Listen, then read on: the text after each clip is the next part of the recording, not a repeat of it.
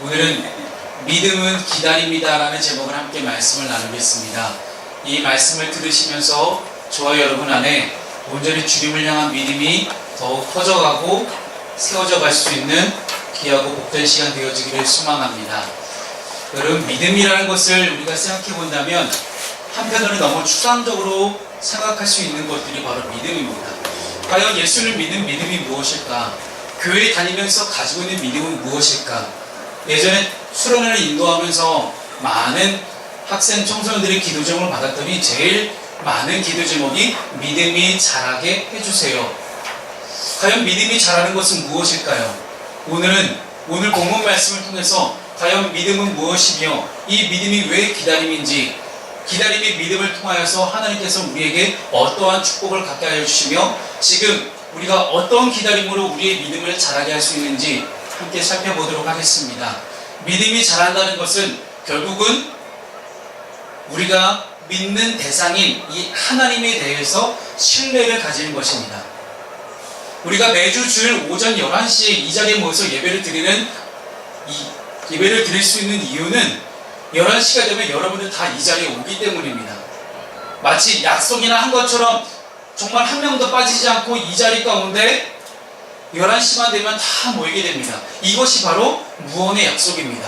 제가 어제 토요일 저녁에 여러분들께 다 일일이 전화하고 문자해서 내일 오전 11시에 꼭 오십시오 이렇게 문자 연락하지 제가 않습니다. 정말 왜 안 하냐면 이미 다 약속되어져 있기 때문에. 약속되어져 있는 시간은 굳이 제가 이야기할 필요가 없죠. 여러분, 이겁니다. 믿음이란 건 과연 이겁니다.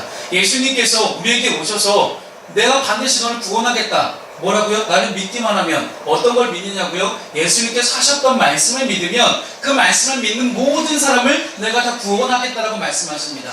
그 구원하심을 내가 믿는 것, 구원하심에 대한 신뢰를 내가 끝까지 유지하는 것, 정말 순도 100%의 신뢰감을 내가 가지고 하나님만을 내가 신뢰하고 서로 무언의 약속이지만 그래도 당연히 서로 지킬 것에 대한 그 무언의 약속입니다. 하나님께서는 이스라엘 백성들을 선택하셨습니다. 그리고 그들을 선택받은 민족으로 삼아서 그들을 통해서 온 세계를 구원하고자 하는 그런 놀라운 구속의 방법을, 계획을 생각해 놓으십니다. 그랬을 때 그 약속이라 함은 쌍방간의 관계의 약속이었습니다. 단순히 일방적으로 한쪽에 통보하는 약속이 아니라 하나님께서 너희들이 나를 하나님으로 정말로 이 세상에 가장 위대한 하나님을 나를 믿으면, 그렇게 섬기면 내가 너희를 선택받은 백성이 되도록 해주겠다라는 쌍방간의 마치 계약을 체결하듯이 함께 사인하는 그런 식의 언약이 바로 하나님과 이스라엘 사이의 언약, 바로 약속이었습니다. 그렇다는 것은요, 그것이 바로 믿음입니다. 하나님의 이스라엘을 향한 믿음, 그리고 이스라엘의 하나님을 향한 믿음이 가장 잘 드러나는 대목이 바로 그 장면이었습니다. 오늘 본문에는요, 형제들아 주께서 강림하시기까지 길이 참으라. 그 당시 바울이 야고보서를 쓸 때는요, 많은 이들이 하늘로 승천하신 예수님께서 다시 오신다고, 그 모습 그대로 다시 내려오신다고 하셨으니 바로 오시겠지. 예수님이 3일 만에 죽었다가 다시 살아나셨으니 한 그 정도 3일 정도 있지 않을까? 바로 오시지 않을까라는 그런 기대감들이 매우 컸습니다. 그런데 다시 오시겠다고 하신 예수님은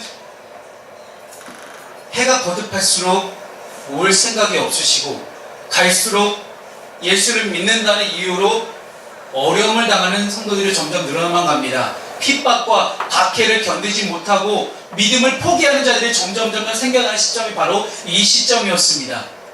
도대체 주님을 언제까지 기다려야 되는지 알 수가 없는 그 상황 가운데서 바울은 그 핍박과 박해를 견디며 어쨌든 믿음을 잘 유지하고 있는 이스라엘 백성들에게 다시 한번 깨우칩니다. 농부가 귀한 땅에서 나는 귀한 열매를 바라고 길이 참는다는 것은 굉장히 오랜 시간 동안 참는다는 걸 뜻하는 거예요. 이 길이 참아서 이른 비와 늦은 비를 기다리나니 라고 비유를 가지고 그들에게 설득하고 권면하고 위로를 합니다.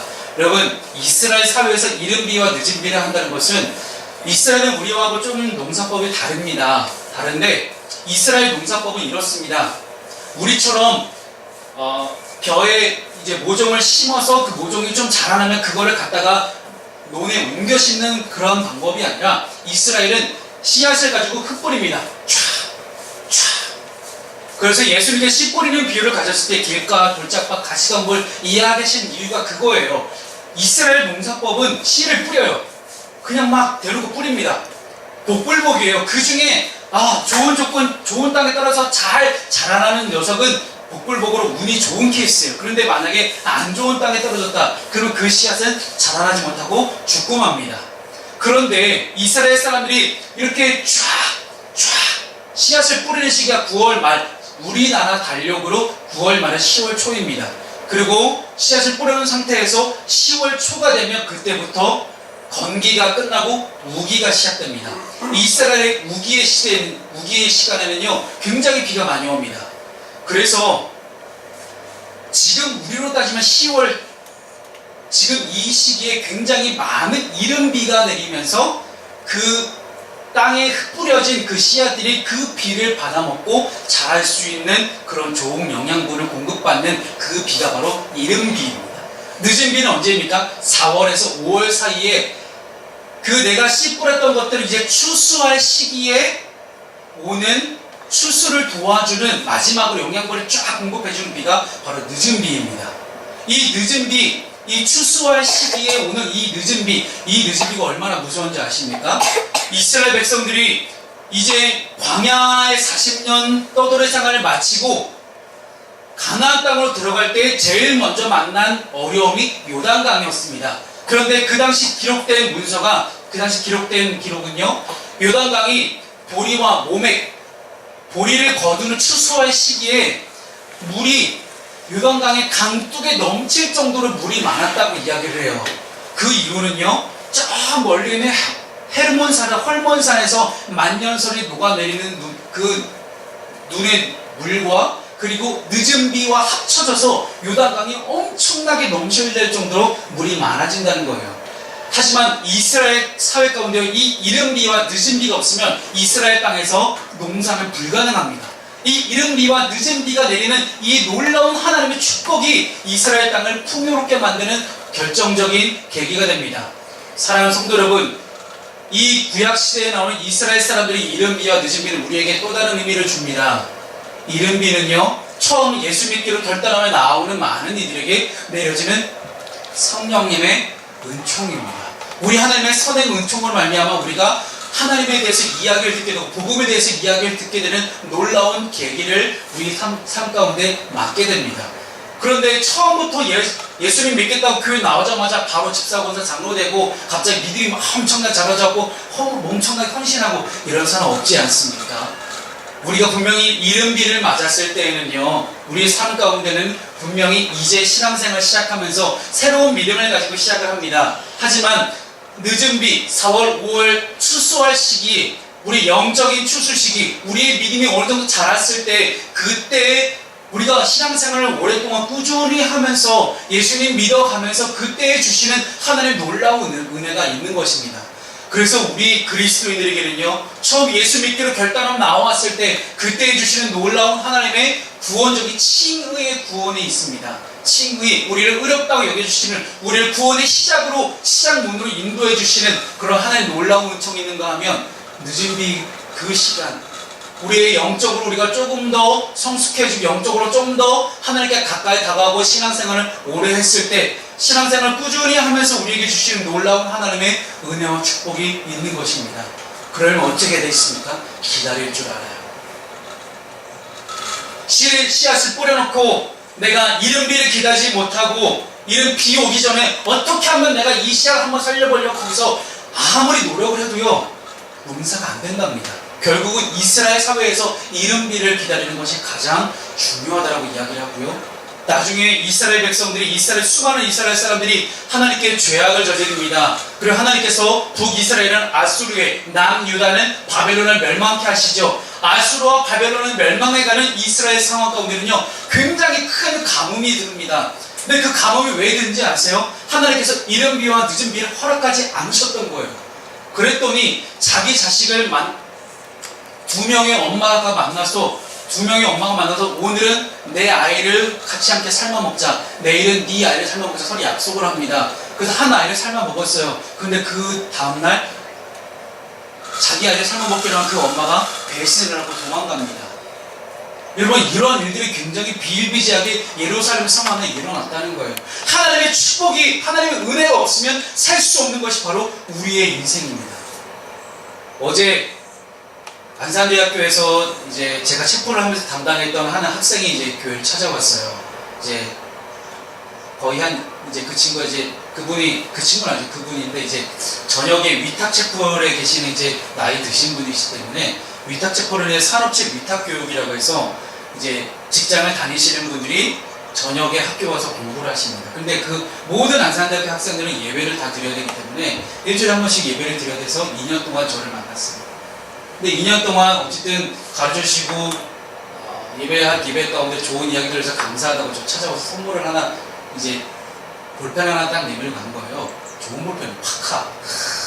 오랜만에 파카 볼펜 받으니까 기분이 이렇게 좋더라고요. 근데 그것보다 더 좋은 것은요, 그분의 마음이 조금씩 열리기 시작했다는 거예요. 그분은 생전 태어나서 교회를 한 번도 안 가보신 분이에요. 그런데 작년에 저희 안산대학교의 특징 중 하나가 모든 학생들이 학교를 다니면서 딱 한 번은 무조건 자기가 어느 교회든지 선택해서 그 교회 가서 교회 탐방하고 교회 탐방 보고서를 써내는 것이 있어요. 그래서 교회 탐방 보고서를 쓰기 위해서 작년에 저희 교회를 잠깐 한 주 정도 방문하고 왔습니다. 그렇게 교회 문턱을 처음 넘으신 분이 어제 또 한 번 찾아와서 이야기를 나누는데, 대화를 나누면서 언제나 그분의 마음이 많이 열린 것을 느끼게 됐어요. 목사님 말씀을 듣다 보니 그래도 학교에서 공부만 하는 게 아니라 예배를 좀씩 드리다 보니까 조금씩 나도 예수님 한번 믿어볼까, 나도 교회 한번 다녀볼까 하는 그런 마음이 조금씩 생겨나기 시작했다는 거예요. 아직은 시기상조일지 모르겠지만 그래서 작정하고 어제부터 기도하기 시작했습니다. 그분의 마음이 활짝 열리도록. 조금 열려서, 여러분, 조금 열리면 그 틈으로 파고 들어가야 됩니다. 그래야만 우리가 얻어낼 수 있습니다. 제가 저희 사모의 마음을 그렇게 가졌거든요.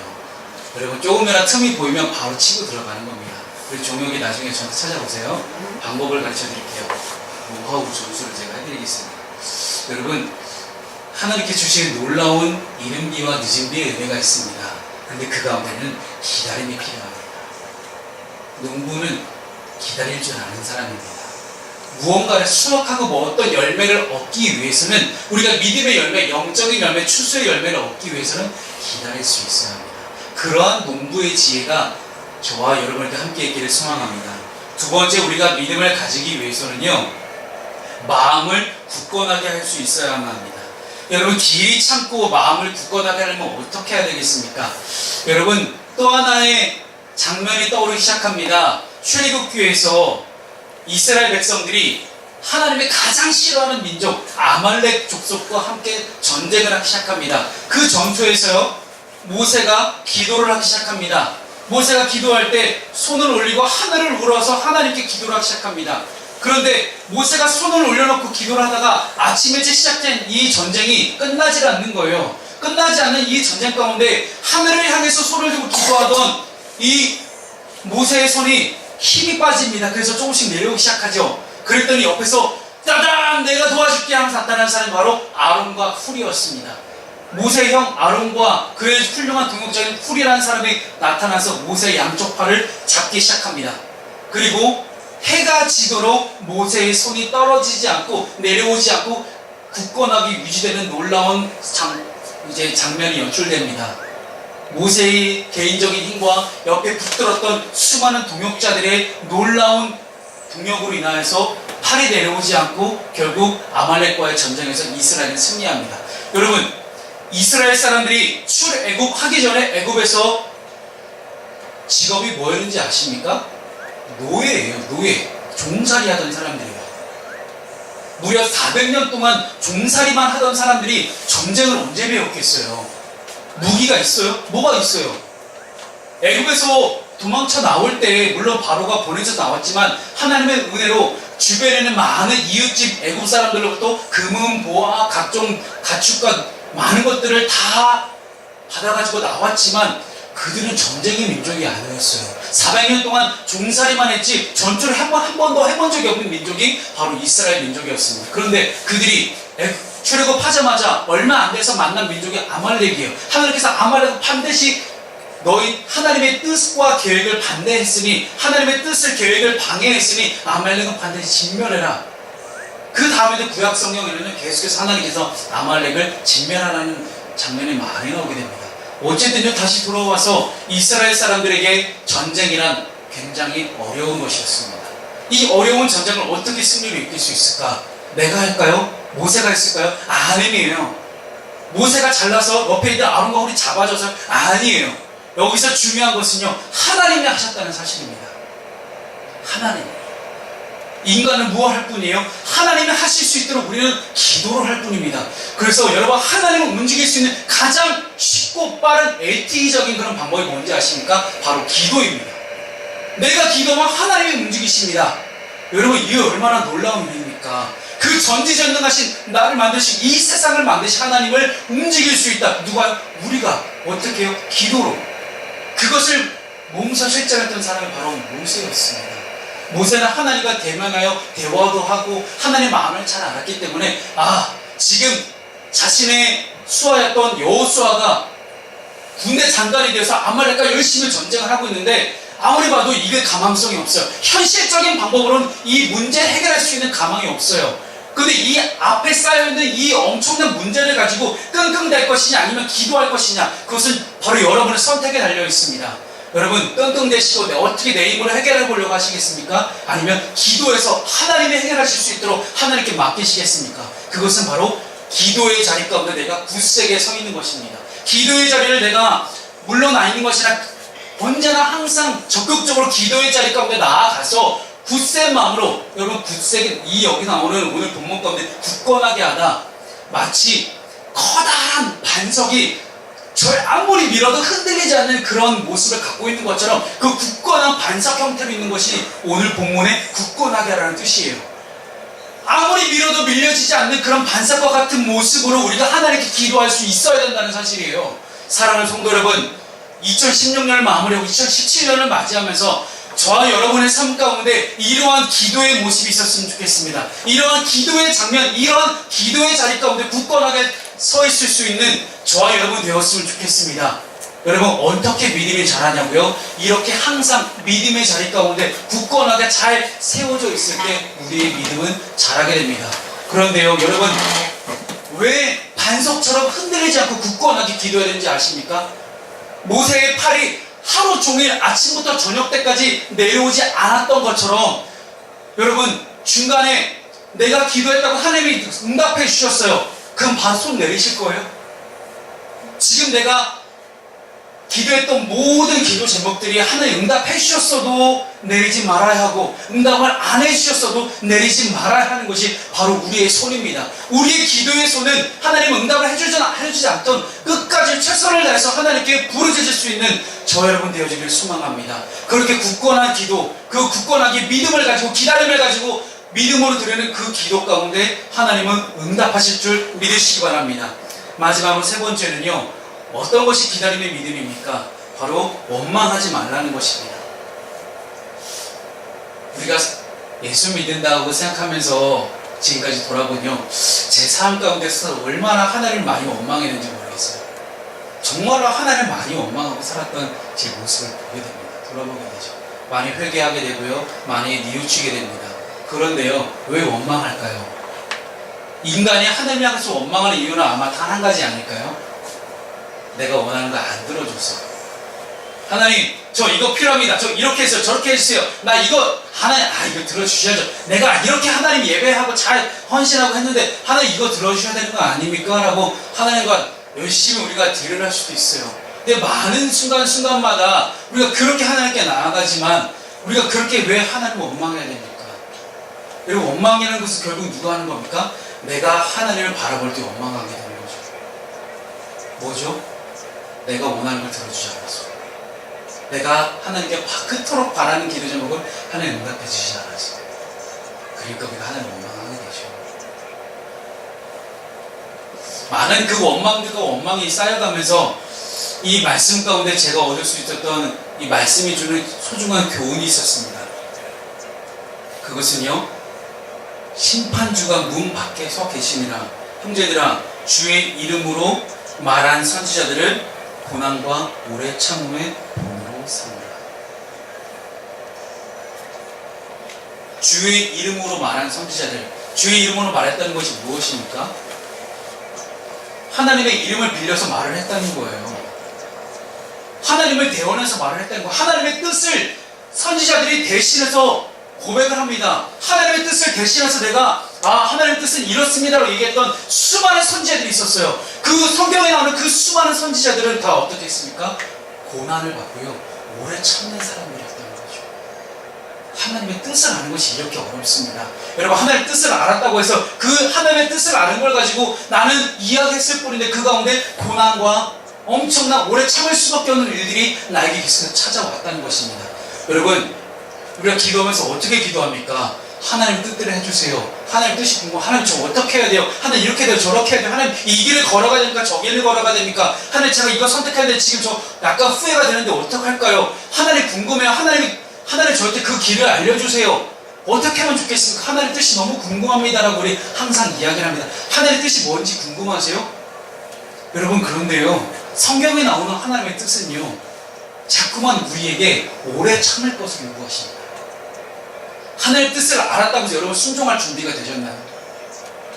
하나님의 뜻이 무엇인지 발견했습니다. 그런데 그것에 과연 그 사실 가운데 순종할 준비가 되셨습니까?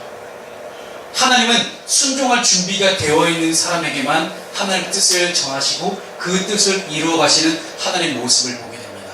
사랑하는 성도 여러분, 이왕 순종했다면 오래 참고, 오래 참는 걸 왜 참습니까? 주님이 함께 하시고 주님이 반드시 이루실 것을 믿기 때문에 오래 참는 거 아니겠습니까? 말씀을 마치겠습니다. 믿음은 기다림입니다. 점점 LTE 시대로 가고요, 점점 많은 것들이 빨리빨리가 우리의 삶 속에 어느새 많이 들어와 있는 것들을 보게 됩니다. 아무리 빠른 것이 좋아도 주님을 향한 믿음만큼은 기다릴 수 있는 저 여러분 되었으면 좋겠습니다. 기도하겠습니다. 사랑하는 하나님,